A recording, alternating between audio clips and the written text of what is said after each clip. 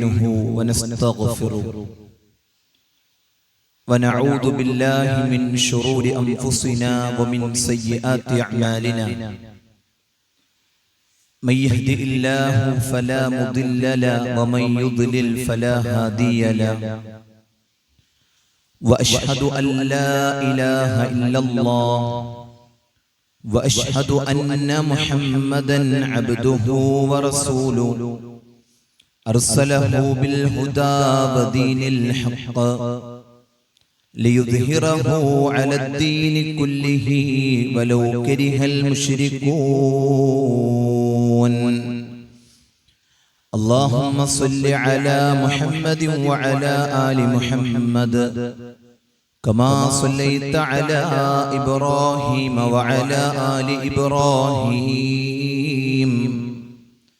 إنك حميد مجيد اللهم بارك على محمد وعلى آل محمد كما باركت على إبراهيم وعلى آل إبراهيم إنك حميد مجيد أما بعد فإن خير الحديث كتاب الله وخير الهدي هدي محمد صلى الله عليه وسلم وشر الأمور محدثاتها وكل محدثة بدعة وكل بدعة ضلالة وكل ضلالة في النار أعوذ بالله من الشيطان الرجيم بسم الله الرحمن الرحيم يا أيها الذين آمنوا اتقوا الله حق تقاته ولا تموتن إلا وأنتم مسلمون يا أيها الناس اتقوا ربكم الذي خلقكم من نفس واحدة وخلق منها زوجها وبث منهما رجالا كثيرا ونساء واتقوا الله الذي تساءلون به والأرحام إن الله كان عليكم رقيبا أعوذ بالله من الشيطان الرجيم والفجر وليال عشر ഏറെ ബഹുമാനം നിറഞ്ഞ സത്യവിശ്വാസികളെ വിശ്വാസിനികളെ സഹോദരങ്ങളെ സഹോദരിമാരെ പടച്ചറബിന്റെ ആജ്ഞാനിർദ്ദേശങ്ങൾ ജീവിതത്തിന്റെ എല്ലാ മേഖലയിലും പാലിച്ച് ഭയപ്പെട്ട് മുത്തഖീങ്ങളായി മുഖ്ലിസീങ്ങളായി മുവഹിദീങ്ങളായി ജീവിക്കണമെന്ന് ഓർമ്മപ്പെടുത്തുകയാണ് ഉപദേശിക്കുകയാണ് അല്ലാഹു സുബ്ഹാനഹു വ തആല അത്തരത്തിലുള്ള യഥാർത്ഥ മുത്തഖീങ്ങളിൽ നമ്മെ എല്ലാവരെയും ഉൾപ്പെടുത്തി അനുഗ്രഹിക്കുമാറാകട്ടെ. അല്ലാഹു സുബ്ഹാനഹു വ തആല നമുക്ക് പല നിലക്ക് നന്മയിലേക്ക് മുന്നേറാനുള്ള അവസരങ്ങൾ നൽകാറുണ്ട്.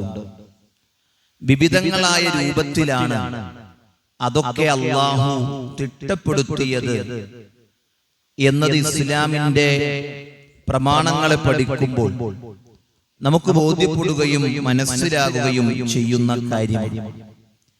അല്ലാഹു സുബ്ഹാനഹു വ തആലയുടെ കൽപ്പന എന്താണ്?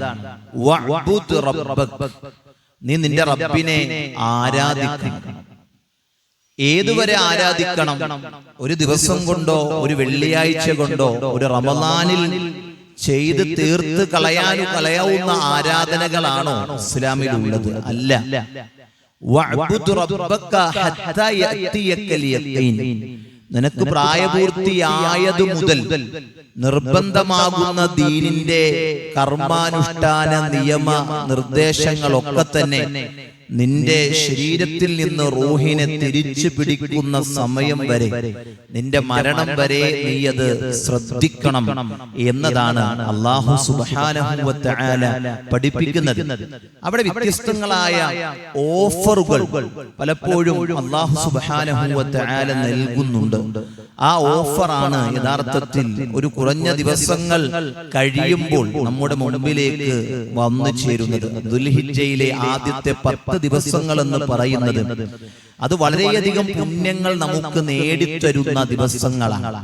റമദാനിന്റെ അവസാനത്തെ 10 രാത്രികളെ എത്രത്തോളം നമ്മൾ ജീവിപ്പിച്ചുവോ അതാണ് ഏറ്റവും ഹൈറായിട്ടുള്ള രാത്രികളെങ്കിൽ, സഹോദരങ്ങളെ, ആ രാത്രികളെ കുറിച്ച് ആലോചിക്കുമ്പോൾ ഇബാദത്തുകൾ ചെയ്ത ആ നിമിഷങ്ങളെ കുറിച്ച് നാം ചിന്തിക്കുമ്പോൾ നമ്മുടെ മനസ്സിന് എല്ലാത്തൊരു കുളിർമയുണ്ട്. രാത്രി എഴുന്നേറ്റ് നിസ്കരിച്ചിട്ടുണ്ട് നമ്മൾ. ഇഅ്തികാഫിന് പള്ളികളിൽ സജീവമായി ഖുർആൻ പാരായണങ്ങളും ദിക്റുകളും ദുആകളും ഒക്കെയായി ഇരുന്നവർക്ക് അതിന്റെ കുളിർമയും ആ നന്മകളുടെ വലിയ പ്രതീക്ഷകളും ഉണ്ട്. എന്നാൽ പകലുകളെ, പ്രതിഫലങ്ങളെ എണ്ണുമ്പോൾ ദുൽഹിജ്ജയിലെ ആദ്യത്തെ 10 ദിവസങ്ങളിലെ പകലുകളാണ് റമദാനിലെ അവസാനത്തെ 10 പകലുകളേക്കാൾ ശ്രേഷ്ഠമായത് എന്ന് പഠിപ്പിക്കുമ്പോൾ എത്ര സുന്ദരമായ സമയങ്ങളാണ് നമ്മളിലേക്ക് കടന്നു വരാനിരിക്കുന്നത്. ഒരു വിശ്വാസിയെ സംബന്ധിച്ചിടത്തോളം ഇതൊരു ഓപ്പർച്യൂണിറ്റിയാണ്. ഇത് വല്ലാത്തൊരു സൗഭാഗ്യമാണ്. ജീവിക്കാൻ അവസരം നൽകിയാൽ ഈ ദിവസങ്ങളിൽ ഞാൻ കൃത്യമായി ശ്രദ്ധിക്കുമെന്ന ഒരു ബോധവും ഒരു നിയ്യത്തും ഇത് കേൾക്കുമ്പോഴും ഇത് അറിയുമ്പോഴും നമ്മുടെ മനസ്സിൽ നമ്മൾ ഉണ്ടാക്കിയെടുക്കൽ, സഹോദരങ്ങളെ, ബുദ്ധിയുള്ളവർ ചെയ്യുന്ന കാര്യമാണ്. പരിശുദ്ധ ഖുർആനിൽ അല്ലാഹു പറഞ്ഞില്ലേ, ഫഇദാ ഫറഗ്ത ഫൻസബ്. ഒരു കാര്യത്തിൽ നിന്ന് വിരമിച്ചു കഴിഞ്ഞാൽ മറ്റൊരു കാര്യത്തിലേക്ക് എഴുന്നേറ്റ് നിൽക്കുക എന്നതാണ് ഒരു കൃത്യമായ നിലപാടായി ഒരു വിശ്വാസി സ്വീകരിക്കുന്നത് എന്നതാണ്. സഹോദരങ്ങളെ, നമ്മളൊക്കെ എപ്പോഴും ഓതി കേൾക്കുന്ന ഈ മാസങ്ങളുടെ പ്രതിഫലങ്ങളും പ്രത്യേകമായ സ്ഥലങ്ങൾക്ക് പ്രത്യേകതകളും സമയങ്ങൾക്ക് പ്രത്യേകതകളും അതേപോലെ തന്നെ ഒക്കെ അല്ലാഹു നിശ്ചയിച്ചിട്ടുണ്ട്. അതേപോലെ നിശ്ചയിച്ച ഒരു സമയമാണ്, ദിവസങ്ങളാണ് ഈ ദുൽഹിജ്ജ മാസത്തിലെ ആദ്യത്തെ 10 ദിവസങ്ങൾ. എന്താണ് തെളിവ്? ദലീൽ എന്താണ്? എന്തെങ്കിലുമൊക്കെ പറഞ്ഞ് അങ്ങോട്ട് പോയാൽ പോരല്ലോ, അല്ലെ? ഇവിടെ ഖുത്ബ കേൾക്കുന്നവരൊക്കെ ശ്രദ്ധിക്കേണ്ടത് എന്താണ്? ഒരു കാര്യം പറയുമ്പോൾ അതിന് ആയത്തുണ്ടായിരിക്കണം, അതിന് ഹദീസ് ഉണ്ടായിരിക്കണം, അതിന് സലഫുകൾ, മുൻഗാമികൾ അവിടെ എന്താണ് ആ വിഷയത്തിൽ പറഞ്ഞിട്ടുള്ളത് എന്ന് പഠിക്കണം. ഇതാണ് യഥാർത്ഥത്തിൽ ദീനിനെ അറിയേണ്ട ഒരാൾ ചെയ്യേണ്ട അവന്റെ ഉത്തരവാദിത്തം. അതാണ് പറഞ്ഞതൊക്കെ അങ്ങനെ തന്നെ കേട്ട് സ്വീകരിക്കുക എന്നതല്ല, മറിച്ച് ആ പറഞ്ഞതിൽ ദുൽഹിജ്ജക്ക് ശ്രേഷ്ഠതയുണ്ട്, അതിന്റെ ആദ്യത്തെ 10 ദിവസങ്ങൾക്ക് ശ്രേഷ്ഠതയുണ്ട്. എന്താണ് തെളിവ്? അവിടെയാണ് സൂറത്തുൽ ഫജ്റിന്റെ ആയത്തുകൾ അല്ലാഹു സുബ്ഹാനഹു വ തആല നമ്മെ പഠിപ്പിക്കുന്നുണ്ടല്ലോ. വൽ ഫജ്രി വലയാലിൻ അശ്ർ. വൽ ഫജ്ർ, പ്രഭാതം തന്നെയാണ് സത്യം. വലയാലിൻ അശ്ർ, 10 രാത്രികൾ, 10 രാവുകൾ തന്നെയാണ് സത്യം എന്ന് പഠിപ്പിക്കുമ്പോൾ, സഹോദരങ്ങളെ, പണ്ഡിതന്മാർ, മുഫസ്സിരീങ്ങൾ ഈ ആയത്തിനെ വിശദീകരിച്ചുകൊണ്ട് പറഞ്ഞു. ഖാല ഇബ്നു കസീർ റഹിമഹുല്ലാഹ്, അദ്ദേഹം പറയുന്ന വാചകം കാണാം, അൽ മുറാദു ബിഹാ, ഈ വലയാലിൻ അശ്ർ കൊണ്ടുള്ള ഉദ്ദേശം അത് അശ്റ ദുൽഹിജ്ജ, ദുൽഹിജ്ജ മാസത്തിലെ 10 ദിവസങ്ങളെ കുറിച്ചാണ്. ആ 10 ദിവസങ്ങളെ കുറിച്ചാണ് ഇവിടെയുള്ള പരാമർശം. കമാ ഖാലഹു, അദ്ദേഹം പറഞ്ഞതുപോലെ തന്നെ. ആരൊക്കെ പറഞ്ഞു? സ്വഹാബിയായിട്ടുള്ള ഇബ്നു അബ്ബാസ് വബ്നു സുബൈർ വമുജാഹിദ് വഗൈരിഹിം, അവരൊക്കെ പറഞ്ഞതുപോലെ തന്നെ ഇബ്നു കസീർ റഹിമഹുല്ലയും ആ വിഷയത്തെ കൃത്യമായി നമുക്ക് പഠിപ്പിച്ചു തരുകയാണ്. സഹോദരങ്ങളെ, ദിനങ്ങളിൽ ശ്രേഷ്ഠമായ ദിനമെന്നാണ് പ്രവാചകൻ സല്ലല്ലാഹു അലൈഹി വസല്ലമ ഈ ദിവസങ്ങളെ കുറിച്ച് പറഞ്ഞത്. അൻ ജാബിർ റളിയല്ലാഹു അൻ, അവിടെ നിന്ന് റിപ്പോർട്ട് ചെയ്യുന്ന ഹദീസിൽ കാണാം, ഖാല റസൂലുള്ളാഹി സ്വല്ലല്ലാഹു അലൈഹി വസല്ലം അഫ്ളലു അയ്യാമി ദുനിയ, ദുനിയാവിലെ ഏറ്റവും ശ്രേഷ്ഠകരമായ ദിവസങ്ങൾ എന്ന് പറയുന്നത് ഏതാണ് എന്ന് പ്രവാചകൻ സ്വല്ലല്ലാഹു അലൈഹി വസല്ലം പരിചയപ്പെടുത്തിയപ്പോൾ അവിടെ നിന്ന് പറഞ്ഞു, അയ്യാമുൽ അശ്ർ, അത് ദുൽഹിജ്ജ മാസത്തിലെ 10 ദിവസങ്ങൾ ദിവസങ്ങളാണ്. അഫ്ളലുൽ അയ്യാമിദ് ദുനിയ, അല്ലെ, ശ്രേഷ്ഠമായ ദുനിയാവിലെ ദിവസങ്ങളെ കുറിച്ച് പറഞ്ഞപ്പോൾ അവിടെ പറഞ്ഞത് ദുൽഹിജ്ജയിലെ ആദ്യത്തെ 10 ദിവസങ്ങളാണ്. സഹോദരങ്ങൾ, ഈ ദിവസങ്ങളിൽ കർമ്മങ്ങൾ ചെയ്താൽ അതിനെ അല്ലാഹു എങ്ങനെയാണ് സ്വീകരിക്കുന്നത്? അല്ലാഹുവിന് ഈ ദിവസങ്ങളിൽ ചെയ്യുന്ന സൽക്കർമ്മങ്ങൾ അത് മറ്റു ദിവസങ്ങളിൽ ചെയ്യുന്ന കർമ്മങ്ങളെക്കാൾ അല്ലാഹു പരിഗണിക്കുകയും ഇഷ്ടപ്പെടുകയും ചെയ്യുന്നുണ്ട് എന്ന് പ്രവാചകൻ സല്ലല്ലാഹു അലൈഹി വസല്ലം പഠിപ്പിക്കുകയാണ്. അൻ ഇബ്നു അബ്ബാസ് റളിയല്ലാഹു അൻഹു നബി സല്ലല്ലാഹു അലൈഹി വസല്ലം قال ما العمل في أيام العشر أفضل من العمل في هذه. അല്ലാഹുവിന്റെ റസൂൽ സല്ലല്ലാഹു അലൈഹി വസല്ലം പറയുകയാണ്, മൽ അമലു, ഒരു അമലുമില്ല, ഫീ അയ്യാമിൽ അശ്രി, ഈ ദിവസങ്ങളിൽ ചെയ്യുന്ന അമലുകളെ പോലെ, അഫ്ളലു മിനൽ അമലി ഫീ ഹാദിഹി, ഇതിനേക്കാൾ ശ്രേഷ്ഠമായ ഒരു അമലുമില്ല. അല്ലെ, ഈ ദിവസങ്ങളിൽ ചെയ്യുന്ന അമലുകൾ ആ അമലുകളെക്കാൾ ശ്രേഷ്ഠകരമായി മറ്റൊരു ദിവസത്തെ സൽക്കർമ്മങ്ങളുമില്ല എന്ന് പ്രവാചകൻ സല്ലല്ലാഹു അലൈഹി വസല്ലം പറഞ്ഞപ്പോ ഇത് കേൾക്കുന്നത് സ്വഹാബത്താണ്. സ്വഹാബത്ത് ചോദിച്ചു, പ്രവാചകരെ, ഖാലു, അവർ ചോദിക്കുകയാണ്, വലൽ ജിഹാദു യാ റസൂലല്ലാഹ്, അല്ലാഹുവിന്റെ റസൂലേ, അല്ലാഹുവിന്റെ മാർഗ്ഗത്തിൽ ഇറങ്ങിത്തിരിക്കുന്ന ധർമ്മസമരമുണ്ടല്ലോ, ആ ധർമ്മസമരവും ഈ ദിവസങ്ങളിൽ ചെയ്യുന്ന സൽക്കർമ്മങ്ങളെക്കാൾ പിന്നിലാണോ എന്നതാണ് ചോദ്യം. അല്ലാഹുവിന്റെ റസൂൽ പറയാ, വലൽ ജിഹാദു, ജിഹാദുമില്ല ഇല്ലാ റജുലുൻ, ഒരു മനുഷ്യന്റെ ജിഹാദ് ഒഴികെ ആ മനുഷ്യന്റെ പ്രത്യേകത എന്താ? ജിഹാദുമില്ല, ആ മനുഷ്യന്റെ പ്രത്യേകത എന്താ? ഖറജ യുഖാതിർ ബിനഫ്സിഹി വമാലിഹി ഫലം യർജിഉ ബിശൈഇൻ, അവന്റെ വീട്ടിൽ നിന്ന് അവന്റെ സമ്പത്തും അവന്റെ കുടുംബവും ഒക്കെ ഒഴിവാക്കി അവൻ വീട്ടിൽ നിന്ന് പുറപ്പെട്ടു അല്ലാഹുവിന്റെ മാർഗ്ഗത്തിൽ. പക്ഷേ അവൻ ആ വീട്ടിലേക്ക് തിരിച്ചു വരാത്ത രൂപത്തിൽ അവന്റെ ജീവിതം അവിടെ അവസാനിക്കുന്നുവെങ്കിൽ ആ ചെയ്ത മനുഷ്യന്റെ ജിഹാദ് ഒഴികെ ബാക്കിയൊരു ജിഹാദും ഈ ദിവസങ്ങളിൽ ചെയ്യുന്ന കർമ്മങ്ങളെക്കാൾ ശ്രേഷ്ഠമായിട്ടില്ല. ഒരാൾ ജിഹാദിന് പുറപ്പെട്ടു, പക്ഷെ അയാൾ എന്ത് ചെയ്തു? അയാൾ തിരിച്ചു വീട്ടിലേക്ക് വന്നു. പക്ഷെ ആ ജിഹാദിനേക്കാൾ ശ്രേഷ്ഠത എന്താ? ഈ 10 ദിവസങ്ങളിൽ ചെയ്യുന്ന കർമ്മങ്ങൾക്കാണ്. എത്ര വലിയ പുണ്യമാണ് ഈ വരാനിരിക്കുന്ന ഈ 10 ദിവസങ്ങളിൽ ചെയ്യുന്ന പുണ്യങ്ങൾക്ക് അല്ലാഹു സുബ്ഹാനഹു വ തആല നമുക്ക് പഠിപ്പിച്ചു തന്നിട്ടുള്ളത്. ശൈഖുൽ ഇസ്ലാം ഇബ്നു തൈമിയ്യ റഹിമഹുല്ലാഹ് അദ്ദേഹം പറയുന്നുണ്ട്, എന്താണ് അദ്ദേഹം പറഞ്ഞത്? ഇന്ന അയ്യാമി അശ്രി ദിൽഹിജ്ജ അഫ്ളലു മിൻ അയ്യാമിൽ അശ്രിൽ അവാഖിർ മിൻ റമളാൻ. ഞാൻ നേരത്തെ പറഞ്ഞതുപോലെ എന്താണ്, റമളാനിലെ അവസാനത്തെ രാത്രികൾക്കാണ് പ്രതിഫലം കൂടുതലെങ്കിൽ അതേ ദുൽഹിജ്ജയിലെ ആദ്യത്തെ പകലുകൾക്കാണ് റമളാനിലെ അവസാനത്തെ പകലുകളേക്കാൾ ശ്രേഷ്ഠത കൂടുതൽ എന്ന് ഫതാവ ഇബ്നു തൈമിയ്യയിൽ മഹാനായ ശൈഖുൽ ഇസ്ലാം ഇബ്നു തൈമിയ്യ റഹിമഹുല്ലാഹ് അദ്ദേഹം രേഖപ്പെടുത്തി വെക്കുന്നതായി നമുക്ക് കാണാൻ സാധിക്കുന്നതാണ്. സഹോദരങ്ങളെ, ഇത്രയും ശ്രേഷ്ഠത ഈ ദിവസങ്ങൾക്ക് വരാനുള്ള കാരണം എന്താണ്? അതാണ് അടുത്തതായി നമ്മൾ പഠിക്കേണ്ടത്. എന്താണ് ഈ ദിവസങ്ങൾക്ക് ഇത്ര ശ്രേഷ്ഠത വരാനുള്ള കാരണം?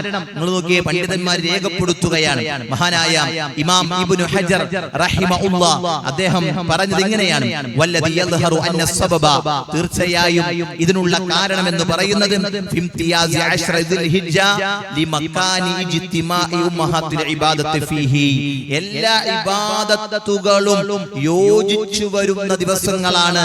ഏത്? ഈ ദിൽഹിജ്ജയുടെ ആദ്യത്തെ 10 ദിവസങ്ങൾ എന്ന് പറയുന്നത്. മറ്റൊരു ദിവസങ്ങളിലും എല്ലാ ഇബാദത്തും യോജിക്കുന്നില്ല. ഷഹാദ യോജിക്കുന്നുണ്ട്, നിസ്കാരം യോജിക്കുന്നുണ്ട്, സക്കാത്ത് കൊടുക്കുന്നവർക്ക് ആ ദിവസങ്ങളിൽ കൊടുക്കാനുള്ളവർക്ക് കൊടുക്കാം, നോമ്പ് യോജിക്കുന്നുണ്ട്. ഇനിയോ ദുൽഹിജ്ജ 8 മുതൽ ഹജ്ജ് ആരംഭിക്കുന്നുണ്ട്. എല്ലാ കർമ്മങ്ങളും യോജിക്കുന്ന ദിവസങ്ങളാണ് ഈ ദുൽഹിജ്ജയിലെ ആദ്യത്തെ 10 ദിവസങ്ങൾ എന്ന്. അതുകൊണ്ട് വഹിയ സ്വലാ വസ്സിയാം വസ്സദഖ വൽ ഹജ്ജ് വലാ യഅതി ദാലിക ഫീ ഗൈരി, ഈ ദിവസങ്ങളിൽ ഹജ്ജുണ്ട്, നിസ്കാരമുണ്ട്, നോമ്പുണ്ട്. ഇതൊക്കെ മറ്റ് ദിവസങ്ങളിൽ എന്ത് ചെയ്യുന്നില്ല, ഇതൊന്നും യോജിക്കുന്നില്ല, ഇതൊന്നും ഒത്തുവരുന്നില്ല എന്ന് പണ്ഡിതന്മാർ അതേ ഇബ്നു ഹജർ അസ്ഖലാനി റഹിമഹുല്ലാഹ് അദ്ദേഹത്തിന്റെ ഫത്ഹുൽ ബാരിയിൽ അദ്ദേഹം രേഖപ്പെടുത്തുന്ന ശർഹിൽ അദ്ദേഹം രേഖപ്പെടുത്തുന്നുണ്ട്. ഫത്ഹുൽ ബാരി അദ്ദേഹത്തിന്റെ ഗ്രന്ഥമാണ്. ആ ഗ്രന്ഥത്തിൽ അദ്ദേഹം രേഖപ്പെടുത്തുന്നുണ്ട്. ഇനിയോ ഷെയ്ഖ് ഇബ്നു ഉസൈമീൻ റഹിമഹുല്ലാഹ് അദ്ദേഹം പറയുന്നുണ്ട്, ദുൽഹിജ്ജയുടെ ആദ്യത്തെ 10 നിസ്കരിക്കുന്ന 2 റക്അത്ത് നിസ്കാരത്തിന് റമദാനിൽ നിസ്കരിക്കുന്ന 2 റക്അത്തിനേക്കാൾ പുണ്യമുണ്ട്. ഇത് സാധാരണക്കാർക്ക് തീരെ അറിയാത്ത കാര്യമാണ്. എന്നാൽ പണ്ഡിതന്മാർക്ക് അങ്ങനെയല്ല. അതിനാൽ പണ്ഡിതന്മാർ ഇത് ജനങ്ങൾക്ക് വിശദീകരിച്ചു കൊടുക്കണം എന്ന് ഇബ്നു ഉസൈമീൻ റഹിമഹുല്ലാഹ് പറയുന്ന വാചകങ്ങൾ നമുക്ക് കാണാൻ സാധിക്കും. സഹോദരങ്ങളെ, എന്തേ പഠിപ്പിക്കുന്നത്? ശ്രദ്ധാലുക്കളായിരിക്കണം. അതേ, ഒരു കൃത്യമായ ബോധം ഉണ്ടായിരിക്കണം. വരാനിരിക്കുന്ന ദിവസങ്ങൾ അലസതയുടെയും അജ്ഞതയുടെയും സമയം വെറുതെ കളയുന്ന രൂപത്തിൽ, ഇതിനെ കൊല്ലുന്ന രൂപത്തിൽ മൊബൈലുകളിലൂടെ അതല്ലെങ്കിൽ ഓൺലൈൻ പ്ലാറ്റ്ഫോമുകളിലൂടെ വെറുതെ കളഞ്ഞങ്ങ് തീർക്കുന്ന അവസ്ഥ ഉണ്ടാകരുത്. ഇന്നലെ കേട്ടൊരു വീഡിയോയിൽ കണ്ടൊരു കാര്യം, നിങ്ങൾക്ക് വർഷത്തിന്റെ വില അറിയില്ലെങ്കിൽ നിങ്ങൾ 1 വർഷം വിദ്യാഭ്യാസ രംഗത്ത് തോറ്റൊരു കുട്ടിയോട് 1 വർഷത്തിന്റെ വിലയെ കുറിച്ച് നിങ്ങൾ ചോദിക്കുക. അവൻ പറഞ്ഞു തരും 1 വർഷത്തിന്റെ വില എന്താണ് എന്ന്. 1 മാസത്തിന്റെ വില നിങ്ങൾക്ക് മനസ്സിലാകുന്നില്ല എങ്കിൽ 19 മാസത്തിൽ പ്രസവിക്കേണ്ട ഉമ്മ 8ഓ 7ഓ മാസത്തിൽ ഓപ്പറേഷൻ ചെയ്ത കുട്ടിയെ വെന്റിലേറ്ററിൽ കൊണ്ടുപോയാക്കി 2 മാസവും വെന്റിലേറ്ററിൽ ആ കുട്ടി കിടക്കണമെന്ന് പറയുമ്പോ ആ ഉമ്മാന്റെ മനസ്സിൽ മാസത്തിന്റെ വില എത്ര പ്രാധാന്യമുള്ളതാണ്. ആ വിലയെ നിങ്ങൾക്ക് തിരിച്ചറിയാൻ പറ്റും. സഹോദരങ്ങളെ, ആഴ്ചയുടെയും ദിവസങ്ങളുടെയും അല്ലെ തനിക്ക് കാത്തിരുന്ന ട്രെയിൻ പോയാൽ മിനിറ്റുകളുടെ വിലയെ മനസ്സിലാകുന്നുണ്ട്. അതെ, താൻ വിജയിക്കേണ്ട വിജയത്തിന് 1 സെക്കൻഡിന്റെ പോരായ്മയിൽ വിജയം നഷ്ടപ്പെട്ടു പോയ ഒരു ഓട്ട മത്സരക്കാരന് അവന്റെ ആ മിനിറ്റിന്റെയും സെക്കൻഡിന്റെയും വില അറിയുന്നുണ്ട്. നാം തള്ളി നീക്കുന്ന എത്രയെത്ര സമയങ്ങളെ നമുക്കെന്തെങ്കിലും വിഷമങ്ങൾ ഉണ്ടായിട്ടുണ്ടോ? നമുക്കെന്തെങ്കിലും പ്രയാസങ്ങൾ തോന്നിയിട്ടുണ്ടോ? എന്റെ കയ്യിൽ എന്റെ ആയുസ്സിൽ നിന്ന് ക്ലിപ്തമായി രേഖപ്പെടുത്തിയ എന്റെ ആയുസ്സിൽ നിന്നിതാ ഓരോ ദിനങ്ങളും ഓരോ ആഴ്ചകളും ഓരോ മാസങ്ങളും വർഷങ്ങളും കുറഞ്ഞു പോവുകയാണല്ലോ. ഇനി തിരിച്ചു കിട്ടാത്ത ദിനങ്ങളാണല്ലോ. പരലോകത്ത് ഇതിനെ കുറിച്ച് ചോദ്യമുണ്ടല്ലോ. അത് നമ്മൾ ചിന്തിക്കുന്നുണ്ടോ? നമ്മൾ ആലോചിക്കുന്നുണ്ടോ? സഹോദരങ്ങൾ, ഈ ആലോചനകളാണ് യഥാർത്ഥത്തിൽ ബുദ്ധിയുള്ളവർ ആലോചിക്കേണ്ടതും ചിന്തിക്കേണ്ടതും ചെയ്യേണ്ടത് എന്ന് പ്രത്യേകമായി ഓർമ്മപ്പെടുത്തുകയാണ്. സഹോദരങ്ങളെ, ദുൽഹിജ്ജയിലെ ആദ്യ 10 ദിവസങ്ങളിലെ വെള്ളിയാഴ്ച മറ്റു മാസങ്ങളിലെ വെള്ളിയാഴ്ചയേക്കാൾ ശ്രേഷ്ഠമാണ്.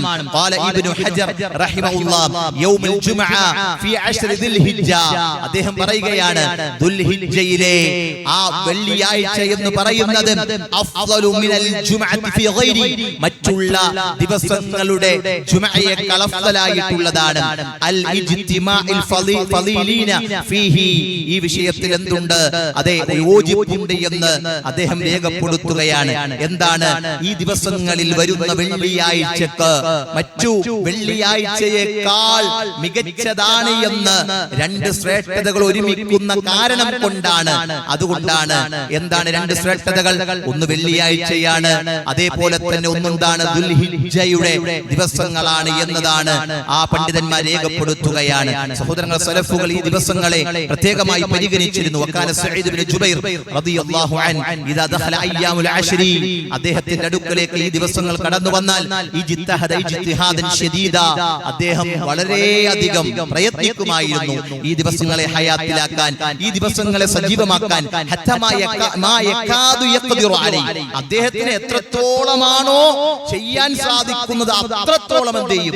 അദ്ദേഹം ചെയ്യും. ഇല്ലെ, പണ്ടൊക്കെ ഇഷ്ടിക കളത്തിൽ ജോലി ചെയ്യാൻ പോണ ആൾക്കാരുണ്ടായിരുന്നു. പണ്ടൊക്കെ എന്റെ വാപ്പ പറയും, ഞാനൊക്കെ ഒറ്റക്കെട്ട പൊക്കി തുടങ്ങിയതാണ് എന്നൊക്കെ. വാപ്പയ്ക്ക് ഇങ്ങനെ അധ്വാനത്തിന്റെ വില പറയുമ്പോ ഇങ്ങനെ പറയാറുണ്ട്. ഈ സമയത്ത് പറയും, ആദ്യമൊക്കെ ഒറ്റക്കെട്ട് ഇങ്ങനെ കൊണ്ടുപോയി വെക്കും, പിന്നെ 2 എണ്ണാകും, പിന്നെ പറ്റണ 3 എണ്ണാകും, പിന്നെ ഇങ്ങനെ ഒരു പലകയും പിടിച്ച് നിപ്പാണ്. എത്ര പറ്റുമോ അത്ര എന്ത് ചെയ്യും? തോക്കത്തിനനുസരിച്ചാണ്. എത്ര പറ്റോ കൈ ഇങ്ങനെ താഴെ വരെ പിടിച്ചുകൊണ്ടിരിക്കും. അത്ര കിട്ടോ അത്ര മേടിച്ചുകൊണ്ട് പോക്കാണ്. അതെ സഹോദരങ്ങൾ, ഇത് പറയാൻ കാരണം നമുക്ക് പറ്റുന്നതിന്റെ, അദ്ദേഹം പറയാ, എനിക്ക് കഴിയുന്നതിന്റെ പരമാവധി ഞാൻ എന്ത് ചെയ്യുമായിരുന്നു ഈ ദിവസങ്ങളിൽ. അദ്ദേഹം ധാരാളമായി കൊണ്ട് ഈ നന്മകളിൽ കൃത്യമായി ശ്രദ്ധിക്കുമായിരുന്നു എന്ന് രേഖപ്പെടുത്തുന്നതായി കാണാൻ സാധിക്കുന്നുണ്ട്. സഹോദരങ്ങൾ, അതുകൊണ്ട് ഈ ദിവസങ്ങളിൽ നമ്മൾ പരിഗണിക്കണം. എങ്ങനെ പരിഗണിക്കണം? നിസ്കാരം നിർവഹിച്ചുകൊണ്ട് ഫർള് നിസ്കാരങ്ങളിൽ ശ്രദ്ധ എപ്പോഴും ഉണ്ടാകണം. ഈ ദിവസങ്ങളിൽ പ്രത്യേകമായി നാം അതിനെ കൃത്യമായി പരിഗണിക്കണം. യാതൊരു നിലക്കും അതിനെ അവഗണിക്കാൻ പാടില്ല. ഫർള് നിസ്കാരങ്ങളിലേക്ക് നേരത്തെ വരുന്ന രൂപങ്ങൾ നോമ്പുകൾ കാണണം. അതുപോലെ തന്നെ എന്ത് ചെയ്യണം? ധാരാളം സുന്നത്ത് നിസ്കാരങ്ങളെ ജീവിതത്തിൽ പഠിപ്പിച്ചത് വർദ്ധിപ്പിക്കുക എന്നത് ആ നിസ്കാരവുമായി ബന്ധപ്പെട്ട് നാം ശ്രദ്ധിക്കേണ്ടതാണ്. ധാരാളം സുജൂദുകൾ നാം വർദ്ധിപ്പിക്കണം. അതേപോലെ തന്നെ നോമ്പുമായി ബന്ധപ്പെട്ട് അതിനെയും വർദ്ധിപ്പിക്കുക എന്നതാണ്. അത് ദുൽഹിജ്ജ 1 മുതൽ 9 വരെ നോമ്പെടുക്കുന്നത് പുണ്യകരമാണെന്ന് അഭിപ്രായക്കാരാണ് ഇബ്നു ഉമർ, ഇബ്നു സീരീൻ, അതുപോലെ ഖത്താദ, മുജാഹിദ് റഹിമഹുമുല്ലാഹ് ഇവരൊക്കെ പറയുന്നുണ്ട് എന്ത്? അതെ, 1 മുതൽ 9 വരെ ഒരാൾക്ക് വേണമെങ്കിൽ എന്ത് ചെയ്യാം? നോമ്പ് പിടിക്കാം എന്നൊക്കെ നമുക്ക് കാണാൻ സാധിക്കുന്നുണ്ട്. അതൊക്കെ ചെയ്യാവുന്ന കാര്യമാണ്. ദുൽഹിജ്ജ 9 ദിവസവും നോമ്പ് നിൽക്കൽ അനുവദനീയമാണെന്ന് 4 മദ്ഹബിന്റെ ഇമാമിയങ്ങളും ഐക്യകണ്ഠേന അഭിപ്രായപ്പെട്ട വിഷയമാണ് എന്നും നമുക്ക് വായിക്കാൻ പഠിക്കാൻ സാധിക്കുന്നതാണ്. അൻ ഇംറഅതിഹി അൻ ബഅദി അസ്വാജിൻ നബി സല്ലല്ലാഹു അലൈഹി വസല്ലമ, പ്രവാചകൻ സല്ലല്ലാഹു അലൈഹി വസല്ലമയുടെ ഭാര്യമാരിൽ നിന്ന് റിപ്പോർട്ട് ചെയ്യപ്പെട്ട റിപ്പോർട്ടുകൾ ആ വിഷയത്തിൽ വന്നിട്ടുണ്ട്. കാന റസൂലുള്ളാഹി സ്വല്ലല്ലാഹു അലൈഹി വസല്ലം യസൂമു തിസ്അദിൽ ഹിജ്ജ, അല്ലാഹുവിന്റെ റസൂല് ആദ്യത്തെ 9 ദിവസങ്ങളിൽ നോമ്പനുഷ്ഠിക്കാറുണ്ടായിരുന്നു എന്ന് ഹദീസുകൾ അബൂ ദാവൂദ് ഉദ്ധരിച്ച ഹദീസിൽ കാണാം. അൽബാനി ആ ഹദീസിനെ സ്വഹീഹാക്കിയിട്ടുണ്ട് എന്നും നമുക്ക് വായിക്കാൻ സാധിക്കുന്നതാണ്. മൂന്നാമത്തെ കാര്യം എന്താ? നിസ്കാരം, നോമ്പ്, അതേപോലെ തക്ബീറുകളും തഹ്ലീലുകളും അതേപോലെ തന്നെ തഹ്മീദുകളും വർദ്ധിപ്പിക്കുക എന്നത് ശ്രദ്ധിക്കണം. ബാബു ഫദ്ലിൽ അമലി ഫി അയ്യാമി തശ്രീഖ് വഖാല ഇബ്നു അബ്ബാസ് വദ്കുറുല്ലാഹ ഫി അയ്യാമി മഅലൂമാത്ത് അയ്യാമുൽ അശ്ർ വ അയ്യാമുൽ മഅദൂദാത്ത് എന്നിങ്ങനെ ആ ആദ്യത്തെ ദുൽഹിജ്ജയിലെ ദിവസങ്ങളെ കുറിച്ച് പറയുന്നിടത്ത് എന്താണ് പ്രവാചകൻ സല്ലല്ലാഹു അലൈഹി വസല്ലമയിൽ നിവേദനം ചെയ്യുന്ന ഹദീസുകളിൽ കാണാം. എന്തു പറഞ്ഞു? ഫി അയ്യാമിൽ അശ്രി യുകബ്ബിറാനി വ യുകബ്ബിറുൻ നാസ് ബിതക്ബീരിഹിമാ വകബ്ബറ മുഹമ്മദ് ഇബ്നു അലി ഖൽഫ നാഫില. അദ്ദേഹം എന്ത് ചെയ്തു? തക്ബീറുകൾ ചൊല്ലുന്നിടത്ത് ശ്രദ്ധിച്ചു എന്ന് നമുക്ക് ഇബ്നു അബ്ബാസ് റളിയല്ലാഹുവിന്റെ ഖൗലായി കൊണ്ട് കാണാൻ സാധിക്കുന്നുണ്ട്. അതേപോലെ തന്നെ നബി സല്ലല്ലാഹു അലൈഹി വസല്ലമ അവിടെന്ന് പറഞ്ഞു, നിങ്ങൾ എന്ത് ചെയ്യണം? തഹ്ലീലും തക്ബീറും തഹ്മീദും ഒക്കെ നിങ്ങൾ വർദ്ധിപ്പിക്കണം എന്ന് പ്രവാചകൻ സല്ലല്ലാഹു അലൈഹി വസല്ലമ പഠിപ്പിക്കുന്നുണ്ട്. ഈ വിഷയങ്ങളിലൊക്കെ നമുക്കൊരു ശ്രദ്ധ ഉണ്ടായിരിക്കണം. തക്ബീറും തഹ്മീദും, തക്ബീർ എന്ന് പറഞ്ഞാൽ അല്ലാഹു അക്ബർ, തഹ്മീദ് എന്ന് പറഞ്ഞാൽ അൽഹംദുലില്ലാഹ്, തഹ്ലീൽ എന്ന് പറഞ്ഞാൽ ലാ ഇലാഹ ഇല്ലല്ലാഹ് എന്നതൊക്കെ എന്ത് ചെയ്യണം? വർദ്ധിപ്പിക്കണം എന്ന കാര്യമാണ്. നാലാമത്തെ കാര്യം, ആ ദിവസങ്ങളിൽ ദുൽഹിജ്ജയുമായി ഉദ്ഹിയ്യത്തുമായി ബന്ധപ്പെട്ട് ആ പെരുന്നാളിന്റെ സുദിനം മുതൽ അയ്യാമുത്ത് തശ്രീഖിന്റെ ദിവസങ്ങൾ വരെ അറുക്കുവാൻ സാധിക്കുന്ന ആ ഉദ്ഹിയ്യത്ത് എന്ന കർമ്മത്തെ മാറി നിൽക്കാതെ അതിലൊരു ശ്രദ്ധ നമ്മെ സംബന്ധിച്ചിടത്തോളം വേണം. നമ്മുടെ പള്ളിയിൽ 20-ാം തീയതി വരെയാണ് അതിന്റെ ഷെയറിന്റെ ആ പൈസ സ്വീകരിക്കുന്നത് എന്ന് അറിയിച്ചിട്ടുണ്ടല്ലോ. നമുക്കൊക്കെ അറിയാം. അതിൽ ഇനിയും മറന്നുകൊണ്ടോ അതല്ലെങ്കിൽ ആ അജ്ഞത കൊണ്ടോ ആരെങ്കിലും ചേരാത്തതുണ്ടെങ്കിൽ സഹോദരങ്ങൾ എത്രയും പെട്ടെന്ന് ആ ദിവസത്തിന് മുമ്പ് ഈ ഒരു കാര്യത്തിൽ ശ്രദ്ധ വേണം എന്ന് കൂട്ടത്തിൽ ഓർമ്മപ്പെടുത്തുകയാണ്. അതേപോലെ തന്നെ അറഫ നോമ്പ്, ആ നോമ്പ് എന്താണ്? ദുൽഹിജ്ജ 9-ന് ആ നോമ്പിനെ കൃത്യമായി നമ്മൾ നോക്കാൻ ശ്രദ്ധിക്കേണ്ടതുണ്ട്. വസുഇല അൻ സൗമി യൗമിൽ ഇസ്നൈൻ, അല്ലേ, തിങ്കളാഴ്ചത്തെ നോമ്പിനെ കുറിച്ച് ചോദിക്കപ്പെട്ടു. ഖാല ദാക യൗമുൻ വുലിദത് ഫീഹി വയൗമുൻ ബുഇസത് ഔ ഉൻസില അലയ്യ. നബി സല്ലല്ലാഹു അലൈഹി വസല്ലമ അവിടെ അതിനെ കുറിച്ച് പറഞ്ഞത്, ഞാൻ അന്നാണ് ജനിച്ചത് എന്നും എന്നെ നിയോഗിക്കപ്പെട്ടത് അന്നാണ് എന്നും അതുപോലെ തന്നെ എന്നെ അയച്ചത് ഉൻസില അലയ്യ, എന്റെ മേൽ ഇറക്കപ്പെട്ടത് ഖുർആൻ ഇറക്കപ്പെട്ടത് അന്നാണ് എന്നും പ്രവാചകൻ സല്ലല്ലാഹു അലൈഹി വസല്ലം പറഞ്ഞു.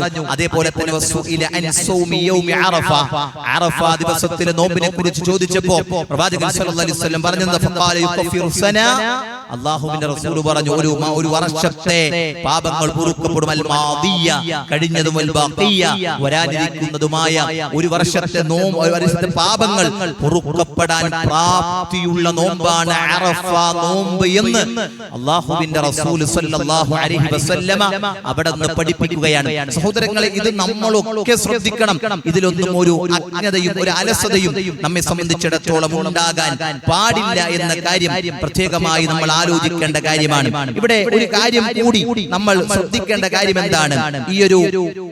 ഈ ഒരു പെരുന്നാളുമായി ബന്ധപ്പെട്ട് നമ്മളൊക്കെ അറിയേണ്ട ഒരു വിഷയം കൂടിയാണ്. തക്ബീറുമായി ബന്ധപ്പെട്ട് 2 തരത്തിലുള്ള തക്ബീറുകളെ നമുക്ക് കാണാൻ സാധിക്കും. ഒന്ന് മുത്ലഖായിട്ടുള്ള തക്ബീറാണ്, ഒന്ന് മുഖയ്യിദായിട്ടുള്ള തക്ബീറാണ്. 2 തരത്തിലുള്ള തക്ബീറുണ്ട്. ഒന്ന് മുത്ലഖ്, നിരുപാധികം തക്ബീർ ചൊല്ലാൻ പറ്റും. എപ്പോൾ മുതൽ? ദുൽഹിജ്ജ പിറന്നത് മുതൽ ഒരാൾക്ക് എന്ത് ചെയ്യാം?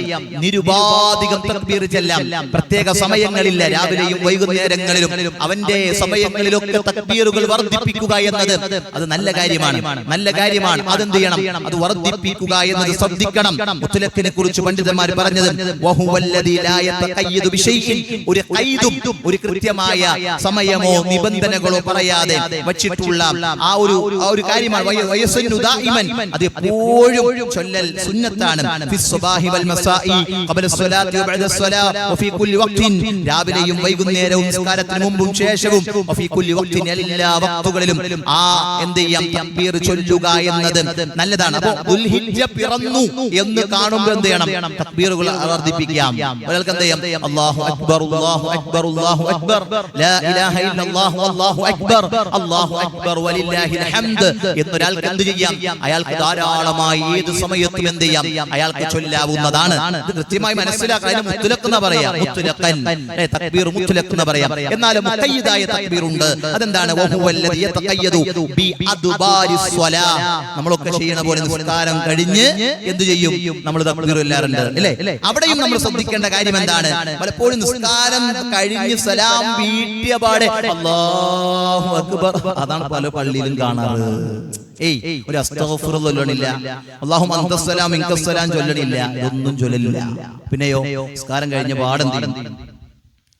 അല്ലാഹു അക്ബർ. അതല്ല ശരി, അതല്ല രൂപം, അതല്ല രീതി. പിന്നെയോ അസ്തഗ്ഫിറുല്ലാഹ് ചൊല്ലണം. അല്ലാഹുമ്മ അൻതസ്സലാം വമിൻകസ്സലാം തബാറക്ത യാ ദൽ ജലാലി വൽ ഇക്റാം കഴിഞ്ഞിട്ടാണ് എന്ത് ചെയ്യേണ്ടത്? ഈ തക്ബീർ ആരംഭിക്കേണ്ടത്. പല പള്ളികളിലും പെരുന്നാളായി കഴിഞ്ഞ പിന്നെ എന്തില്ല? അസ്തഗ്ഫിറുല്ലാഹ് അല്ലേ? പല പള്ളികളും നമ്മൾ പോകുമ്പോൾ കേൾക്കണാണ്.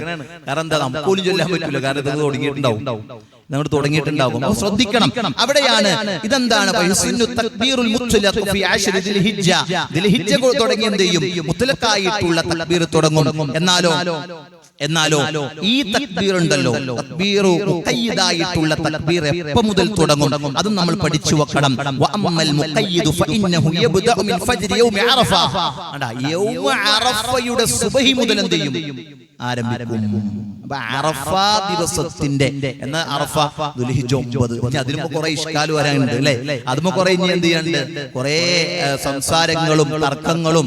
അവിടെ അറഫയാകുമ്പോൾ ഇവിടെ അറഫ, അവിടെ ഇതാകുമ്പോൾ ഇവിടെ എന്നൊക്കെയുള്ള രൂപത്തിൽ എന്ത് ചെയ്യാനുണ്ട്? അതിലൊക്കെ കുറെ വസ്വാസുകൾ ഇനി കടന്നു വരാനിരിക്കുന്നു എന്നത് സ്വാഭാവികമായി എല്ലാ കൊല്ലം കാണുന്നതാണ്. സഹോദരങ്ങളെ, ഇവിടെ ഒരു മാധ്യമവും ഇല്ല, ഒരു അറിവും നമുക്ക് കിട്ടുന്നില്ല. അവിടെ ഹാജിമാർ അറഫയിൽ എന്നാണ് നിൽക്കുന്നത് എന്ന് അറിയാൻ ഒരു സൗകര്യവും ഇല്ലാത്ത കാലത്തും ഇവിടെ അറഫ നോമ്പ് പിടിച്ചിട്ടുണ്ട്. പിടിച്ചിട്ടില്ലേ? പിടിച്ചിട്ടുണ്ട്. എന്നാ പിടിച്ചേ? ഇവിടത്തെ ദുൽഹിജ്ജ 9 എന്നാണ് പരിഗണിച്ച് അന്ന് നോമ്പ് പിടിച്ചു. ഒരു പ്രശ്നം ഉണ്ടായില്ല. അതന്നെയാണ് ഇന്ന് ഇവിടെ എന്നാണോ മാസം കാണുന്നത്, നമുക്കെന്നാണ് ഐക്യകണ്ഠേന മുസ്ലിമീങ്ങൾ ഇവിടെ മാസം കണ്ടതായി തീരുമാനിക്കുന്നത്, അതിനെ ഫോളോ ചെയ്യുക എന്നതാണ് എന്ത്? നമ്മൾ ഫിത്ന ഉണ്ടാക്കാതിരിക്കാൻ ഏറ്റവും ഖൈർ അല്ലേ? സൗദിയെ നോക്കിക്കൊണ്ട് എന്ത് ചെയ്യാം? അറഫയും നോമ്പും പെരുന്നാളും ഒക്കെ ആഘോഷിക്കാൻ പറ്റുന്നവർ പറഞ്ഞത് എന്തുകൊണ്ടാ?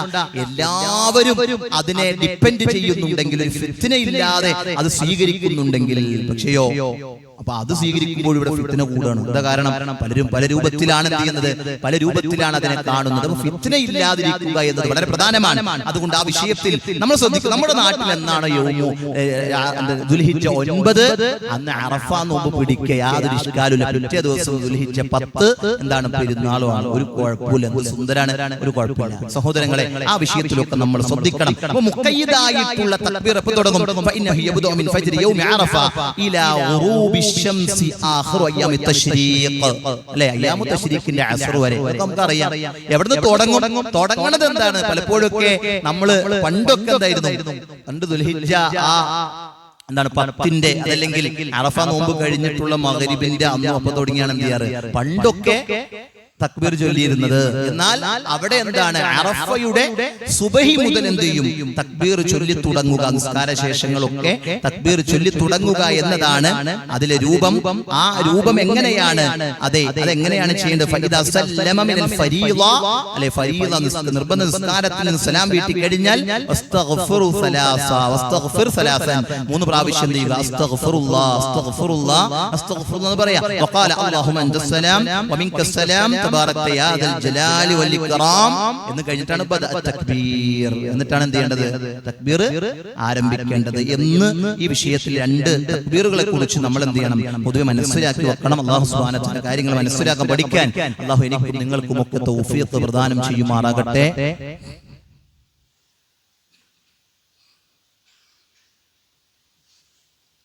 അൽഹംദുലില്ലാഹി റബ്ബിൽ ആലമീൻ അസ്സലാത്തു വസ്സലാമു അലാ റസൂലിൽ അമീൻ വഅലാ ആലിഹി വസഹ്ബിഹി അജ്മഈൻ അമ്മാ ബഅദ് أعوذ بالله من الشيطان الرجيم يا أيها الذين آمنوا اتقوا الله حق تقاته ولا تموتن إلا وأنتم مسلمون അല്ലാഹുവിന്റെ ആജ്ഞാനിർദ്ദേശങ്ങൾ ജീവിതത്തിന്റെ എല്ലാ മേഖലയിലും പാലിച്ച് ഭയപ്പെട്ട് ജീവിക്കണമെന്ന് ഓർമ്മപ്പെടുത്തുകയാണ്, ഉപദേശിക്കുകയാണ്. അത്തരത്തിലുള്ള യഥാർത്ഥ മുത്തഖീങ്ങളിൽ അല്ലാഹു നമ്മെ ഉൾപ്പെടുത്തുമാറാകട്ടെ. സഹോദരങ്ങളെ, പൊതുവെ ചിലരെങ്കിലും സ്ഥിരമായി വഴുകി വരുന്നതായിട്ട് ശ്രദ്ധയിൽപ്പെടുന്നുണ്ട്. പല കാരണങ്ങളുണ്ടാകാം, സ്വാഭാവികമായി. പ്രവാചകൻ സല്ലല്ലാഹു അലൈഹി വസല്ലമ അവിടുന്ന് പറഞ്ഞ കാര്യമാണെന്ത് അല്ലെ, മലക്കുകൾ അവരുടെ കിതാബുമായി എന്ത് ചെയ്യും, പള്ളിയിലേക്ക് വരുന്നവർ രേഖപ്പെടുത്തും. ഇമാം മിമ്പറിലേക്ക് കയറി കഴിഞ്ഞാൽ അവരെന്ത് ചെയ്യും, മടക്കി വെക്കും. ശ്രദ്ധിക്കണം, നമ്മൾ ജുമുഅക്ക് വന്നിട്ട് പിന്നെ എന്ത് ചെയ്യാൻ പാടില്ല, രേഖയിലൊന്നും ഇല്ലാത്തൊരവസ്ഥയിലേക്ക് പോകാൻ പാടില്ല. ശ്രദ്ധിക്കണം. നമ്മുടെ ദിവസങ്ങളെ വെള്ളിയാഴ്ച ഒരു പ്രത്യേക ശ്രദ്ധ സലഫുകൾക്ക് ഉണ്ടായിരുന്നു. നമ്മൾ സലഫുകളൊക്കെ പറയലുണ്ട്, പക്ഷെ എന്തില്ല, നമ്മുടെ വിഷയത്തിൽ പലപ്പോഴും ആ ഒരു വിഷയങ്ങളൊക്കെ ശ്രദ്ധിക്കുന്നിടത്ത് നമുക്ക് പോരായ്മ ഉണ്ടോ എന്നത് നമ്മൾ ആലോചിക്കേണ്ടതാണ്. സലഫുകൾ വ്യാഴാഴ്ചയിലെ രാത്രിയിലെ ഉറക്കം മുതൽ വെള്ളിയാഴ്ച പരിഗണിക്കുമായിരുന്നു. എന്താണ്, നേരത്തെ കിടന്നു ഇശാ കഴിഞ്ഞ പിന്നെ എവിടെയും കറങ്ങുന്നില്ല. നേരത്തെ പോയിട്ട് എന്ത് ചെയ്യും, വെള്ളിയാഴ്ച പ്രതീക്ഷിച്ച് അവർ നന്നായിട്ട് കിടന്നുറങ്ങി ഒരുങ്ങും വെള്ളിയാഴ്ചക്ക് വേണ്ടി. വെള്ളിയാഴ്ചയിലെ സുബഹി മുതൽ അതിന്റെ ആ അഫ്ദലു അല്ലെ, അഫ്ദലുൽ ജമാഅയാണ് ഒരാഴ്ചയിലെ അഫ്ദലു ജമാഅയാണ്. എന്ത് ഏറ്റവും ശ്രേഷ്ഠമായ ജമാഅത്താണ് വെള്ളിയാഴ്ച സുബഹി. അതോ ശ്രേഷ്ഠത ഇല്ല എന്നല്ല, ഏറ്റവും ശ്രേഷ്ഠമായ ജമാഅത്താണ് എന്ത്, വെള്ളിയാഴ്ചയിലെ സുബഹിന്റെ ജമാഅത്ത്. അതൊക്കെ ഒരുങ്ങി ശ്രദ്ധിച്ച് നല്ല വെള്ളിയാഴ്ചക്ക് വേണ്ടി ഉഷാറായിട്ട് വരും. അതുപോലെ ചെറിയ കുട്ടികളെ എനിക്ക് ശ്രദ്ധിക്കാൻ പറ്റും, അതിലും ഇങ്ങനെ ചാരിയിരിക്കണം. ഞാൻ പിന്നെ പറയാൻ അവർക്കൊരു പ്രയാസമാകണ്ട, എന്നാലും ഈ ആഴ്ച വിട്ടേക്കണം, അടുത്ത ആഴ്ച മുതൽ എന്താ ഇൻഷാ അല്ലാഹ് നിങ്ങളൊക്കെ കയറി. നിങ്ങളൊക്കെ യുവാക്കളല്ലേ, ഷാബുൻ അല്ലേ, നിങ്ങളൊക്കെ യുവാക്കളാണ്. നടുവിനൊക്കെ നല്ല അല്ലേ, ഒരാൾക്ക് കാലിന് വയ്യാത്തുണ്ട്, ഞാൻ പ്രശ്നമാക്കിയിട്ടില്ല. ബാക്കി ഇല്ലാത്ത ആളുകളൊക്കെ, പ്രയാസം ഇല്ലാത്ത ആളുകളൊക്കെ അവരൊക്കെ എന്ത് ചെയ്യണം, കയറിയിരിക്കണം. അവ്വൽ അല്ലേ, ആദ്യത്തെ സൊഫിലേക്ക് വന്നിരിക്കണം. അതിലൊക്കെ കിട്ടുന്ന പ്രതിഫലത്തെ എന്ത് ചെയ്യണം, മാഷാ അല്ലാഹ് നമുക്ക് അതിലൊക്കെ ഒരു വല്ലാത്ത ഉന്മേഷം ഉണ്ടായിരിക്കണം. വേണ്ടേ അല്ലേ, വേണം. സൽക്കർമ്മങ്ങളാണ് നമുക്ക് വേണ്ടത്. അതിങ്ങനെ ചെറിയ കാരണങ്ങൾ കൊണ്ട് നഷ്ടപ്പെടുത്തി കളയാൻ പാടില്ല. എന്തായാലും വന്നു, അതൊക്കെ കിട്ടണം എനിക്ക് അല്ലേ, കിട്ടി പൂർണ്ണ അർത്ഥത്തിൽ അതൊക്കെ നമുക്ക് ഉൾക്കൊള്ളാൻ എന്ത് ചെയ്യണം, പറ്റണം. ഇൻഷാ അല്ലാഹ് അല്ലാഹു തൗഫീഖ് നൽകട്ടെ. എനിക്കും നിങ്ങൾക്കൊക്കെ ധാരാളം നന്മകൾ ചെയ്യാൻ, അവസരങ്ങളെ പ്രയോജനപ്പെടുത്താൻ അല്ലാഹു എന്ത് ചെയ്യട്ടെ, തൗഫീഖ് നൽകട്ടെ. നമ്മൾ എപ്പോഴും എന്ത് ചെയ്യണം, പ്രാർത്ഥിക്കുകയും ആവശ്യം ശ്രദ്ധിക്കുകയും വേണം. നമ്മുടെ മദ്രസയുമായി ബന്ധപ്പെട്ട്, ബഹ്ജയുമായി ബന്ധപ്പെട്ട് നമ്മൾ എപ്പോഴും പറയാറുണ്ട്, അതിന്റെ ഒരു സ്റ്റാർട്ടിംഗ് ാണ് ഈ വർഷം. അൽഹംദുലില്ലാഹ് അതിന്റെ പണികളൊക്കെ നിങ്ങൾ മദ്രസയിൽ കണ്ടാൽ അറിയാൻ പറ്റും. പണികളൊക്കെ കഴിയാറായി. ഇനി കുറച്ച് കുട്ടികൾക്ക് കൂടി അഡ്മിഷൻ എന്തുണ്ട്, അതിലുണ്ട്. നമ്മുടെ കുട്ടികളെ ഇനിയും ചേർക്കാൻ ആരെങ്കിലും മറന്നു പോയിട്ടുണ്ടെങ്കിൽ എന്ത് ചെയ്യണം, ആ വിഷയത്തിലൊരു ശ്രദ്ധ നമുക്ക് വേണം. ആ വിഷയത്തിൽ നമ്മൾ മറന്നു പോകാൻ പാടില്ല. കാരണം അതിന്റെയൊക്കെ ഒരു ബൈ പ്രൊഡക്റ്റ് എന്ന് പറയുന്നത് വലിയ മാറ്റങ്ങളാണ് മക്കളിൽ ഇനിയുള്ള കാലത്ത് ഉണ്ടാകാൻ പോകുന്നത്. അവിടെ നമ്മുടെ ഒരു മഹല്ലിൽ ഇങ്ങനെ ഒരു സംവിധാനം വന്നിട്ട് അതിന്റെ ഒരു ഗുണഭോക്താവായിട്ട് നമ്മുടെ മക്കൾ മാറുന്നില്ല എങ്കിൽ എന്ത് നഷ്ടമാണ്, എന്തൊരു നഷ്ടമാണ്. അപ്പൊ അങ്ങനെ ഒരു അവസ്ഥ ഉണ്ടാകരുത്. കാരണം കുട്ടികൾ കുറെ നമ്മൾ ആദ്യത്തെ എന്ത് ചെയ്യുന്നു, ഒരു പ്രയോറിറ്റി കൊടുക്കുന്നത് ആർക്കാണ്, നമ്മുടെ മഹല്ലിൽ ഉള്ള കുട്ടികൾ എന്ത് ചെയ്യട്ടെ, ആദ്യം അവർ ഒന്ന് പഠിക്കട്ടെ. അവർക്കാണ് ആദ്യത്തെ ഒരു പ്രിഫറൻസ് അല്ലെ, ഒരു പ്രത്യേകമായ പരിഗണന ഉള്ളത് എന്നത് ശ്രദ്ധിക്കണം. അതുകൊണ്ട് ഇനിയും ആരെങ്കിലും തങ്ങളുടെ ആ പ്രായത്തിലുള്ള കുട്ടികളെ ചേർക്കാത്തത് ഉണ്ടെങ്കിൽ എന്ത് ചെയ്യണം, ചേർക്കണം. അതേപോലെ തന്നെ 2ാം ക്ലാസ് കഴിയുന്നതോടുകൂടി എന്ത് ചെയ്യും, ഒരു കുട്ടി പൂർണ്ണമായി ഖുർആൻ പാരായണം ചെയ്ത് ഖുർആൻ പാരായണം ചെയ്യാൻ തുടങ്ങണം, നല്ല രൂപത്തിൽ തജ്വീദോടുകൂടി. അതിനൊരു പ്രത്യേകതയാണ് അല്ലേ.